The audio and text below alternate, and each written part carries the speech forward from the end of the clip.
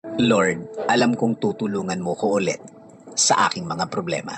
Panginoon, maraming salamat sa mga bagong dadating sa araw na ito.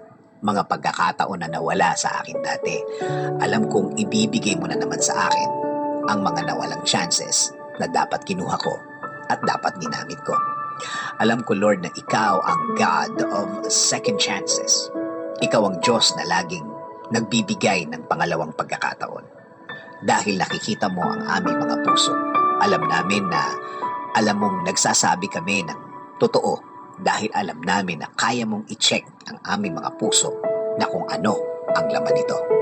Maraming salamat sa lahat ng ginagawa mo para sa akin. Maraming salamat sa lahat ng biyaya na bigay mo sa akin. Maraming salamat dahil alam kong tutulungan mo na naman ako. Alam kong hinding-hindi ako mabibigo sa aking mga prayers today, Lord.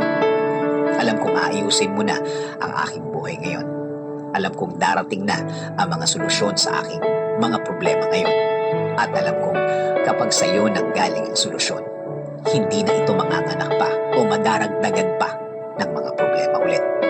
Panginoon, ilagay mo ulit ang mga tamang bagay sa aking buhay. Mga tamang opportunity na kailangan ko ngayon. Alam kong mapapalitan ng magaan ang mga araw ang darating sa akin. Sa iyo po ako, Lord, kukuha ng lakas, kukuha ng talino or wisdom para maging tama ang aking paraan, para maharap ang aking mga problema, para gumaan ang aking araw, Lord. Salamat, Lord, dahil alam kong naririnig mo ang lahat ng aking dasal. Alam ko din na wala akong nasasayang na panalangin at lahat ito ay naririnig mo. Alam kong ang lahat ng ito'y mararamdaman ko na sa mga susunod na araw, Lord. It will always be your way, Lord. Pamamaraan mo at hindi yung sa akin.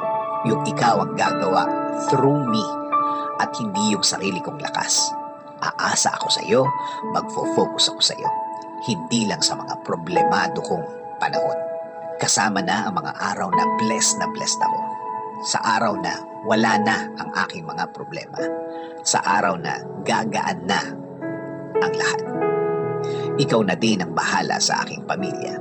Ikaw na po ang magbigay ng mga bagay na kailangan nila sa araw-araw. Ikaw na po ang bahalang gawing safe ang kanilang araw-araw.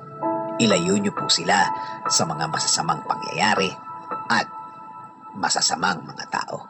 Salamat. Salamat, Lord, sa iyong presensya sa aking buhay. Alam ko, Lord, na hinding-hindi mo ako pababa. At alam kong tuloy-tuloy mo akong tutulungan, Lord. In Jesus' name we pray. Amen.